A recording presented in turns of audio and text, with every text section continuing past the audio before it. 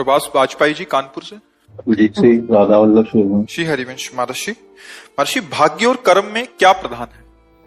कर्म किया जा रहा है और जो कर्म किए हैं पीछे उससे भाग्य बनता है। जैसे हमारे गोदाम में बहुत वर्षों का अन्न रखा हो, जो उससे आज पिसवा करके आटा बनाकर जो पा रहे हैं, उसे वर्तमान में जो शरीर बना है वो भाग्य लेके आया। उन्हीं कर्मों का फल, शुभ और अशुभ दो प्रकार के कर्म, पाप और पुण्य, दो प्रकार के फल, सुख और दुख, ये पहले से लिख चुका है, इसे भाग्य कहते हैं। और कर्म अब जो हम कर रहे हैं, तो कर्म से कर्म मिटाए नहीं जा सकते। कर्म योग से हम अपने भाग्य को भी बदल सकते हैं। और नवीन कर्म जब भगवान को समर्पित हो जाता है तो भगवत प्राप्ति कराने में समर्थ हो जाता है, परम शांति परम सुख प्रदान करने में। तो कर्म कहते हैं जो अभी हम कर रहे हैं। कर्म दो प्रकार के होते हैं, एक विधि, एक निषेध। निषेध माने जिनको नहीं करना चाहिए, और एक जो करना चाहिए, जो पाप कर्म होते हैं, जो पुण्य कर्म होते हैं। और जो भाग्य होता है, इन दो पीछे जन्मों में जो हमने किए उससे भाग्य का निर्माण होता है इस जन्म का। अब वो उसको भोगना पड़ेगा इस शरीर में।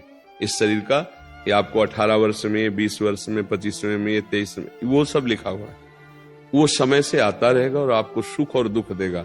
जैसे कोई दुख नहीं चाहता, पर आता है ना दुख, क्योंकि पहले से हमारी कमाई है।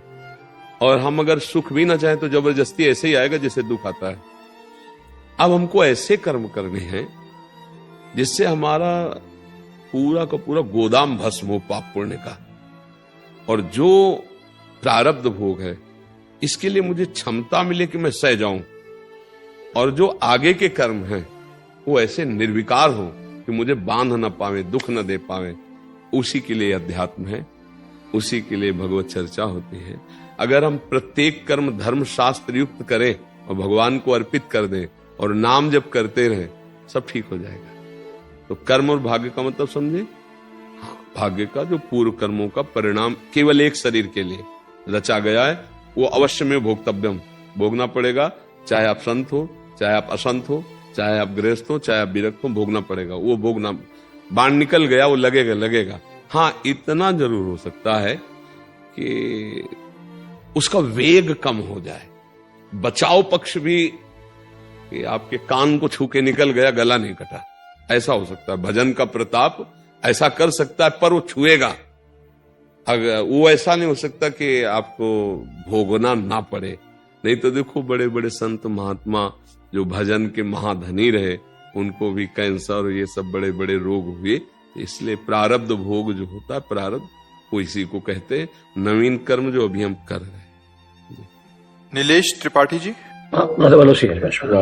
राधा वल्लभ श्री हरिवंश महाराज जी। महाराज जी, अनन्य चिंतन कैसे पैदा होता है? जैसे गुरु जी कहते हैं कि अनन्य चिंतन से भगवत प्राप्ति होती है, इसका तात्पर्य? भगवान भी तो कहते